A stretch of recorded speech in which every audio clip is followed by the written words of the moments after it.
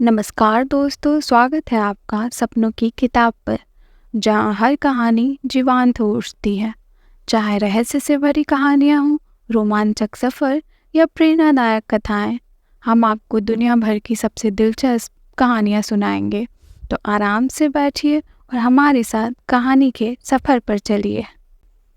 कहानियों के पिटारे से आज मैं लाई हूँ आपके लिए एक नई और दिलचस्प कहानी, जो है 3 दोस्तों की कहानी। राघव और उसके दोस्त हवेली की गुत्थी सुलझाने निकलते हैं। तो आइए सुनिए मेरे साथ कि क्या वो हवेली की गुत्थी सुलझा पाते हैं या खुद ही एक गुत्थी बनकर रह जाते हैं। और इन सवालों के जवाब जानने के लिए चलिए शुरू करते हैं आज की कहानी। गांव के बाहरी इलाके में घने जंगलों के बीचों बीच एक पुरानी हवेली खड़ी थी। गांव के बुजुर्गों के अनुसार इस हवेली में कई दशकों से कोई नहीं रहा था। आसपास के लोग इसे भूतिया मानते थे और वहां जाने से कतराते थे। हवेली की खिड़कियां टूटी हुई थी, दरवाजे जर्जर हो गए थे और चारों ओर एक अजीब सी खामोशी पसरी रहती थी। बच्चों को हवेली के पास जाने से मना किया जाता था और उन्होंने भी इसे एक डरावनी जगह के रूप में ही जाना था।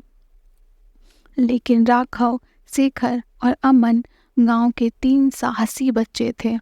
वे अपने मित्रों के साथ मिलकर नए नए रोमांचक काम करने के शौकीन थे। उन्होंने सुना था कि हवेली में कुछ अनोखी और रहस्यमयी चीजें छुपी हुई है और इस जिज्ञासा ने उन्हें वहां जाने के लिए प्रेरित किया।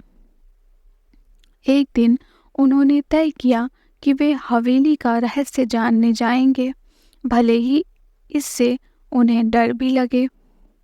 राघव, जो सबसे ज्यादा साहसी था, उसने योजना बनाई कि वे रविवार की सुबह हवेली में जाएंगे। उन्होंने साथ में कुछ आवश्यक चीजें भी ले ली, टॉर्च, रस्सी और कुछ खाना। तीनों ने अपने माता पिता से कहा कि वे जंगल में खेलने जा रहे हैं और फिर चुपचाप हवेली की ओर बढ़ गए। रास्ते में शेखर बहुत घबराया हुआ था। उसने पूछा, क्या हमें सच में वहां जाना चाहिए?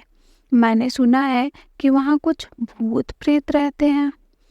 राघव ने ढाढ़स बंधाया, डरने की बात नहीं है, हम साथ हैं और अगर वहां कुछ हुआ भी तो हम मिलकर उसे निपट लेंगे। अमन ने भी राघव का साथ दिया। हाँ, और हो सकता है कि कुछ खजाना भी ढूंढ ले। जब वे हवेली के पास पहुंचे तो उन्होंने देखा कि वह बेहद पुरानी और खंडहर हो चुकी है। हवेली के दरवाजों पर एक बड़ा सा जंग लगा हुआ ताला लगा हुआ था। लेकिन जैसे ही राघव ने ताले पर पत्थर से प्रहार किया, दरवाजा अचानक से खुद ही चरमराता हुआ खुल गया। बच्चों ने एक दूसरे की तरफ देखा और अंदर चलने का फैसला किया। हवेली के अंदर का दृश्य और भी भयानक था। दीवारों पर पुरानी पेंटिंग्स लटकी थी, जिन पर धूल की मोटी परत जमी हुई थी। फर्श पर टूटे फूटे फर्नीचर के टुकड़े पड़े थे। हवेली में एक अजीब सी ठंडक थी, जिससे बच्चों के रोंगटे खड़े हो गए। जैसे ही वे अंदर पहुंचे, अचानक हवेली के दरवाजे जोर से बंद हो गए। बच्चे डर के मारे चीख पड़े, लेकिन फिर वे एक दूसरे की हिम्मत बढ़ाने लगे। शायद यह हवेली की पुरानी बनावट की वजह से हुआ है, अमन ने कहा। चलो हम इसे और करीब से देखते हैं। वे तीनों धीरे धीरे हवेली के अलग अलग कमरों का निरीक्षण करने लगे। एक कमरे में उन्होंने एक पुरानी अलमारी देखी, जिसमें कुछ पुराने कपड़े लटके हुए थे। शेखर ने एक पुरानी डायरी देखी और उसे उठाकर पढ़ने लगा। डायरी किसी अज्ञात व्यक्ति की थी, जिसने हवेली में होने वाली रहस्यमयी घटनाओं के बारे में लिखा था। डायरी के पन्नों में हवेली के भीतर छुपे खजाने और अदृश्य शक्तियों का जिक्र था। बच्चों की जिज्ञासा और बढ़ गई।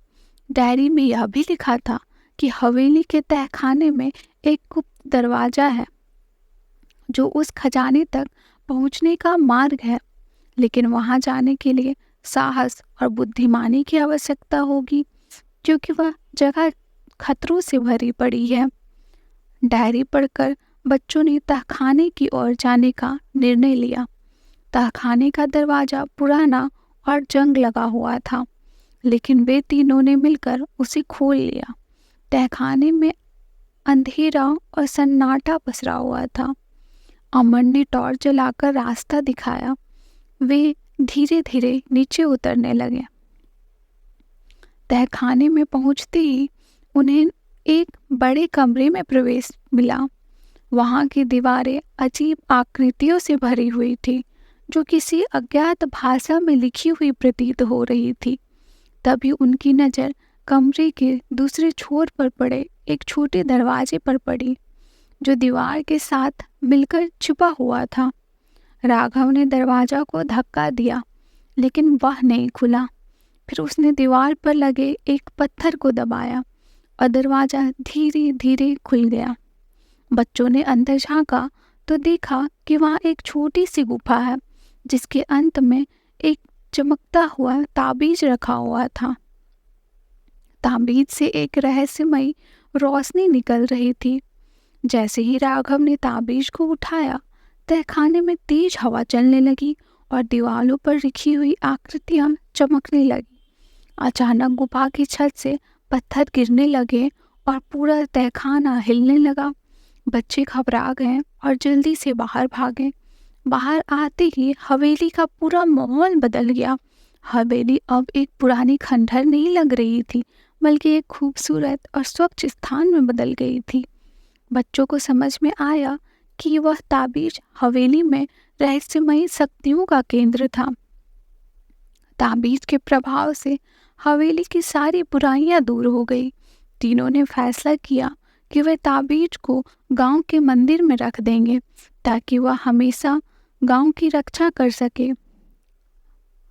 बच्चे जब गांव लौटे तो उन्होंने गांव वालों को सब कुछ बताया। शुरू में किसी ने उनकी बातों पर विश्वास नहीं किया, लेकिन जब गांव वाले हवेली को देखने आए तो उन्होंने देखा कि अब वह पूरी तरह से बदल चुकी है। लोग चकित रह गए और बच्चों की तारीफ करने लगे।